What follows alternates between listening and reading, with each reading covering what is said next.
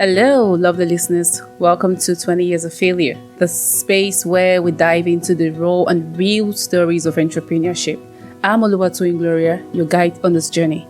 Now, you might be wondering why another podcast about business. Well, I think my last podcast I mentioned that I'll be right back on the next episode.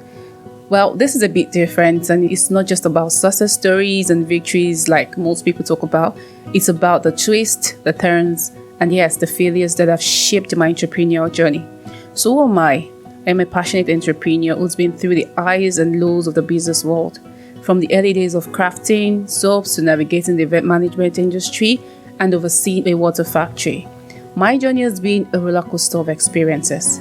Though this podcast are aimed to share the unfiltered and often untold side of entrepreneurship, the genesis of failure, the struggles of underpricing, the challenges of managing a water factory, everything I actually spoke about in the episode 1. If you've not listened, you can kindly listen to the first episode. I think and I believe that the stories of failure, we will find valuable lessons in it.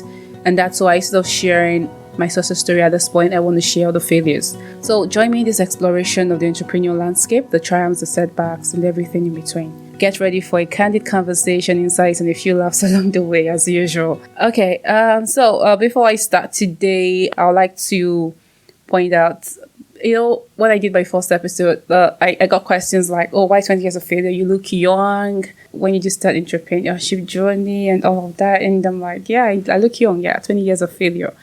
And why did I choose that name? In summary, I was 16 when I started my entrepreneurial journey. I just left school. Secondary school, Then secondly, why 20 years of failure? We're in 2023. This is 20 years of me being an entrepreneur. And I just thought, when exactly will be the best time to actually speak about my experiences, speak about everything I've been through, speak about my challenges, all the experiences I need to share. I just want to be empty on this podcast, till the very end of the last episode. There it is today. So welcome everyone again. Grab your popcorn and your favorite beverage and join me. In today's episode, I'll be talking about diving into agriculture. So what inspired my interest in agriculture was this. I think in 2016, there was this issue of the breakout of this disease, Tetsuya absoluta. I'm not sure if I pronounced it properly, in the northern region, most especially in Nigeria at that point in time. And then I think Dangote just ventured into tomato factory. So So there was this breakout of that particular disease that affected the tomatoes that they actually really had. We didn't have access to tomatoes. It was really expensive and very rare to actually see, to use. I can remember the joke then that people were like, if there's a tomato, we'll find a way. We Nigerians, we always find a way to actually get back together on our feet. So at that point in time, I was like, wait, just because of this disease and one person, one very great man, with this issue of this breakout and everything. So there is there's scarcity of this particular product. I started researching, how do people farm? What is agriculture? And I started researching, I saw the way people farm, I didn't grow up on a farm, but I started researching, I just realized that, okay, this is the traditional way of farming. Okay, plants are exposed. Most times the plants are not hydrated. The weather might not be friendly with some of the crops, especially for tomatoes, which is a very, very sensitive plant and everything. So that's when the hydroponic system of farming came into place. I just researched and I saw it. I was like, this is nice. Hydroponic system of farming. So hydroponics is planting crops with limited water. You plant without soil, basically. That's what it just literally means. And you plant in a controlled environment, like the greenhouse. So that got me excited. I was like, I think I found a solution. Yes, Oluwatoyin, the solution giver.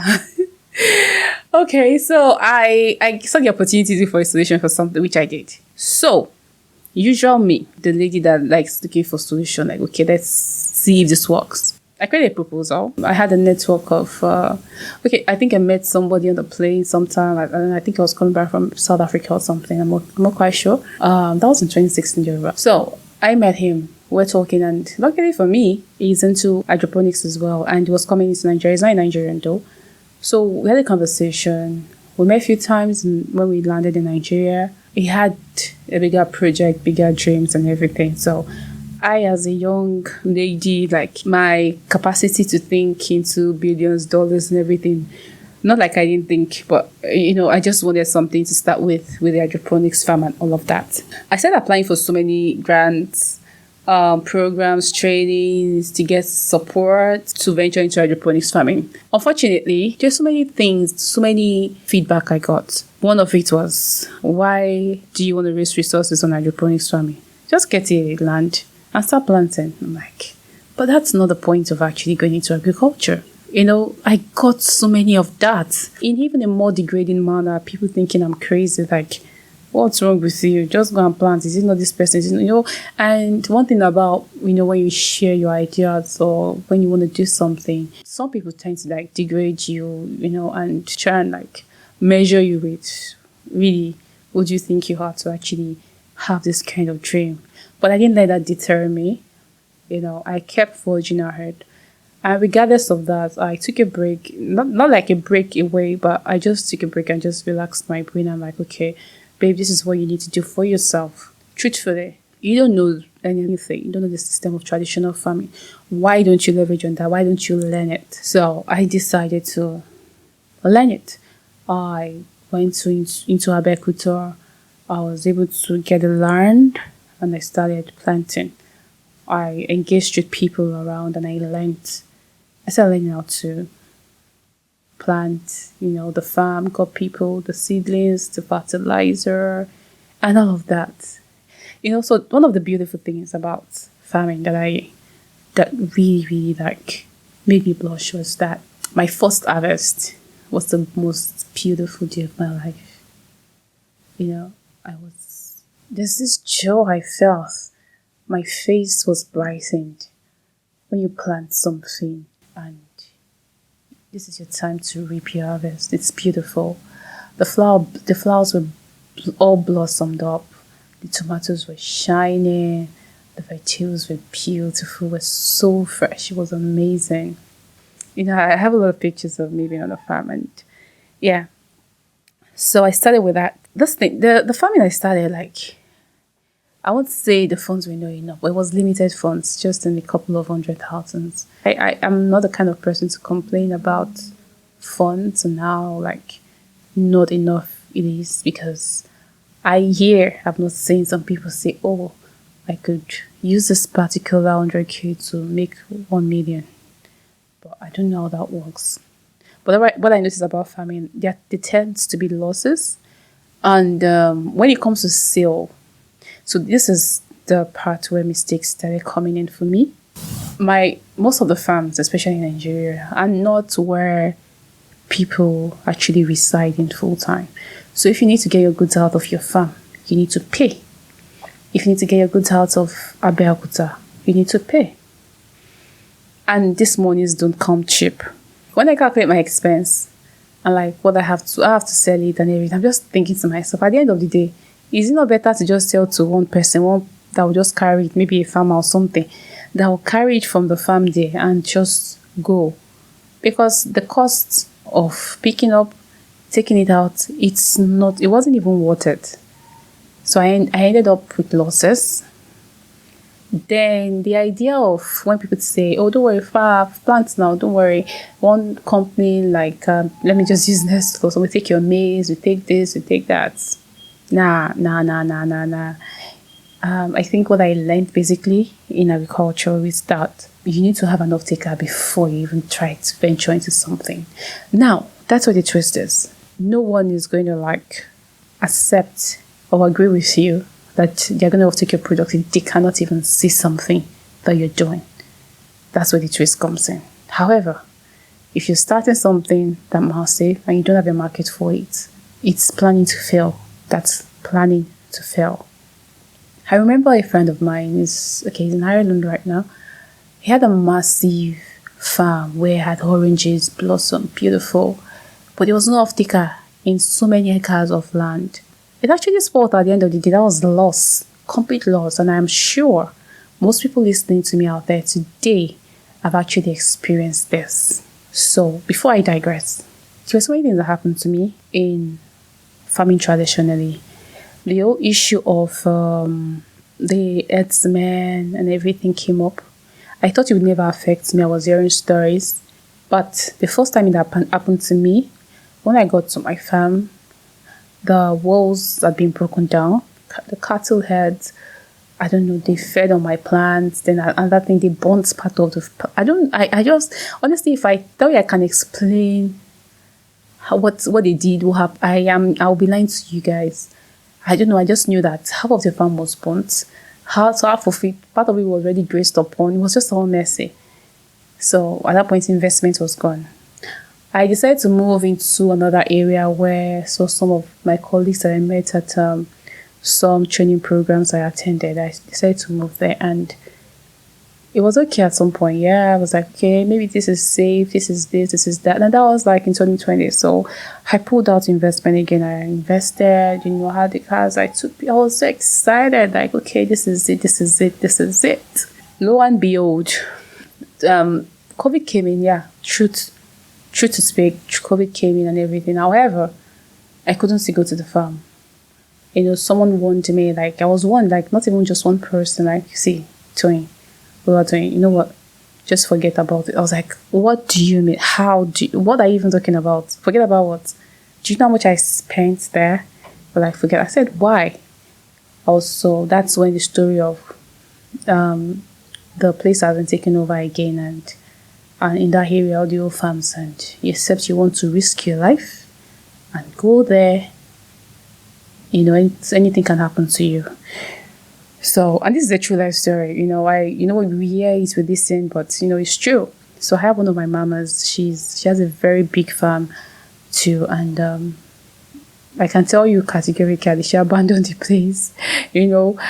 Well, because and I think the breaking point for her was when our friend was actually kidnapped and on her way to her farm, and the day she was released, like, she just said, no, I'm not doing this. I'm just staying in my Lagos state. No more farming. So yeah, it happened to me. I lost investment and back to square health. So in this process, like, 2016 was when I actually registered Tiamo Business Network Limited, and for the agricultural aspect, food agricultural aspect. And yeah, my trials, my startup was, at least you could actually like listen to all the challenges I had. Then it was during that period, so so the first farm I had, I did more of cassava, and I processed it into gari. So I mentioned about transportation to Lagos. So I processed into gari, was fantastic, fine, and everything. So when it was time to like transport it to Lagos, when they gave me the price, I calculated how much the bags of gari was. I calculated the transportation. I was like, okay, how much am I going to sell it in Lagos? So what's the point of carrying it to Lagos? Because when I went to the market in Kuto, I looked at the price. I looked at the market in Lagos. I'm like, there's barely a difference. So I'll pay this kind of money to transport it to Lagos. But no, it's not possible. So I made sure that I just took the one I could for the purpose of like, okay, branding, and like, let me just sell. It's not like I know I'm going to make that money because most of it has gone into transportation and everything, but let me just take some. Then I sold the rest in Abeokuta. And the truth is, at the end of the day, I'm like, it's almost the same thing as buying. Why don't I just buy the made gari? I know that I've made, I just had 100 or 200 naira on it. I know that I'm selling it than going through the process of farming, waiting for months, then processing, the stress, the peeling, the grinding, why? At the end of the day, I just looked at all the costs. I'm like, nah. So, and for me, most of my entrepreneurial journey, there were no funds.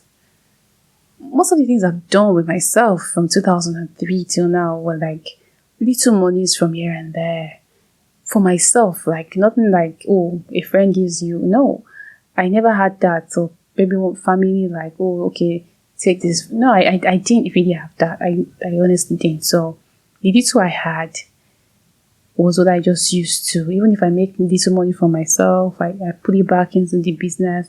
I was just trying to make something for myself, because I remember when I was in university, there was a prayer I prayed. I told God that, Father in heaven, I want to be able to create something that is actually beautiful, something that will stand the test of time, that will actually outgrow me, No, I was probably in a good way in the sense that like I'll leave me rather. That's it. I think that's the right word. I just want to invent something beautiful. So that's what I was. I think I was like headed, looking towards into. So the destruction of my farm by Herdsmen really almost destroyed my motivation. But the thing is, I was never deterred. So in 2020 when that happened, I think I cried on my bed. I'm like, okay, this is it. Something else has hit me again. So what do I do? And that was COVID period. I was home all through. So I'm like, okay, you know what's going to happen? I can cook. I love to cook. And the other farm I had, what I had. Oh yeah, I digress. So before that, I just remembered. 2019. Yeah, 2019. I attended a program like OCN, Orange Corners. We were one of the first pioneers of Orange Corners Faith Foundation. So I got the state funding. I was able to, I was able to like eventually get a greenhouse. I started with I wanted to do hydroponics. I couldn't do it, and I started with traditional farming. So that money, I was able to like secure a greenhouse equipment rather. However, I wasn't able to practice the hydroponics itself, but I was able to practice the greenhouse farming. So because everything you need to use for hydroponics is another cost on its own. So based on my financial capability, I was like, okay, I'm just going to do the greenhouse farming. So I was able to get a greenhouse farm, which was like for me a first step. Like, yes, I've gotten there. I've gotten close to the dream of hydroponics farming, and that was years after, since 2016, 2016, 2017, 2018, 2019. It took me that 4 years to get a greenhouse because I didn't have the support, I didn't have the cash, I didn't have it. Nobody believed hydroponics could work or can work. So I got it and I started the greenhouse farming. So I was happy I did, and I wrote ShopRite. I went ShopRite. They sent someone to me and they were like, oh, we love what you do. But when the bots came, I was like, okay, because anytime somebody's talking and they want the person to put bot, just know that the next thing is not going to make you happy. So when they said bots, he said the quantity you have is not up to the minimum quantity they can actually take from me. So because I don't have the quantity, they cannot take from my farm. I almost cried blood. I was like, what? This is an investment I just did. I was happy. Like, these people are going to take, because we're really looking forward to take, those vegetables, green pepper, bell peppers, the cabbage and everything. They didn't take all. Hey. I was like, what kind of life is this? I'm back to square off again. How do I sell these things? How? I had habaneros pepper. They were blossoming beautiful. Like, I'm not one to start going to how do I sell my market is not even just going to be the regular market where people just go, because they're going to price you down. How do I sell this? An idea came from that. There wasn't all these things happened with the process in the same time where the herdsmen, I couldn't go to my farm again. I was told to forget it, blah blah blah. Then this one happened again, the uptaking. I'm like, what's going to happen to me? I was like, hey, I'm going to open an online restaurant. So I'm going to change the model of my business. I'm going to offtake from the farm. So it's going to be like farm to fork business. Restaurant, like farm to spoon, farm to plate kind of thing. So I'm going to be making fresh meals. So registered on Jumia and other online platforms. So, which I did towards the end of I think around October 2020. So I did that. Yeah. And it worked for me. Yeah, it was in my small one-room apartment. Yeah, because I think I moved out 2019. So my small one room. A parlor, and a kitchen, but it was really tiny. My tiny apartment. I just demarcated the parlor. You can barely even move 2 steps. Got people to work with. And I started my business. And it was running well. Then in between, because when I started, I didn't get approval on time from the online platform. So I'm like, okay, you know what? Said on the road, I beg, street food. Oh my God, I think I have a picture of me there. So I bring out coolers because some people serve quite quickly in the morning. But you see, people that you employ sometimes, especially these workers, they tend to frustrate your efforts, or they don't really care. They're all there to steal your money. They're all there to just make you look silly. Well, how much did you make? I know what I gave you. I know the amount of food I give you. I know what it costs. But you bring the coolers empty, and you tell me that, oh, you didn't even make money today, and you give me change. I'm like, what's going on? So that happened too. I think, I don't know if it's part of the process of learning, but that happened, and really affected me. Then the approval came for the salon line, which I continued as well. So yeah, it went well. 2021 came in. Then something started happening. I just realized that sometimes customers say complain, oh, I'm trying to order from you. I can't, because you are switched off. I said, my restaurant is not switched. What's going on? So at some point, I'm like, so the online, sometimes you just switch your restaurant off, and you think you're on, and you're just waiting for others, and others will not come in. So I was like, what kind of life is this? And you complain, they'll be like, they don't know that, no, you're on, you're this, you're that. Sometimes, even if you're on, they don't make it visible for people to order from. I don't even know how it works. It's just crazy. So it's like, for me, my own personal conclusion is probably to just select who to put on or who to put off. I'm not sure, but I think that's it, because when I step out, some of the what I hear is, oh, they're not riders. But once I step out to check on them, I'm like, I see plenty of riders taking from, like, so where are these ones coming from? But you pass my side and you're telling me they're not riders, But when you're smart, you don't have plenty of money.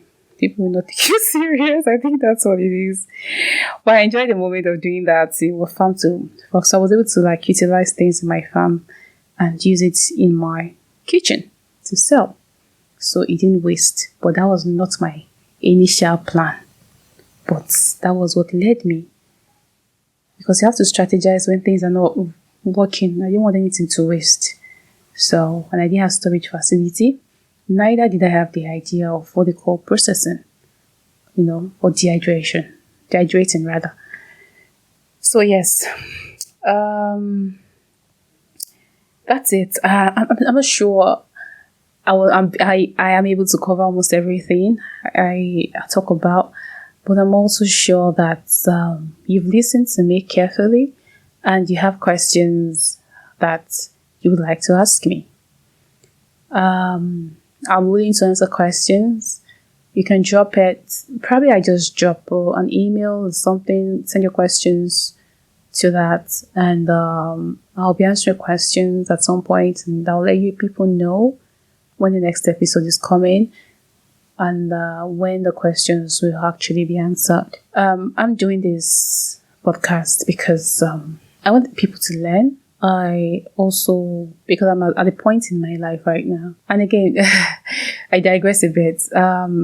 Into this time, it's my birthday, and I'm at a point in my life right now where I feel that there's a need to share. There's a need for someone out there who is struggling, who has struggled, who has ventured into so many things just like myself, who has lost focus, who is thinking of giving up, who is at the verge of depression. Just lift your chin, that's what I'm going to say right now, and smile. Take a deep breath.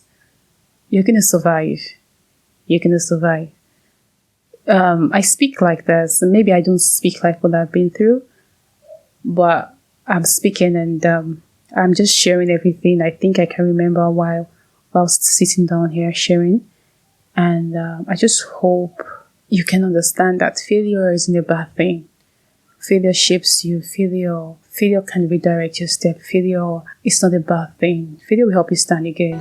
Failure will make you make right choices next time. Don't be scared to fail. Don't be scared to try. I kept trying, And honestly, I think you will like the best part, the next episode, which is a breaking point for me. And I hope you will join me next episode. So thank you very much and see you next time. Bye.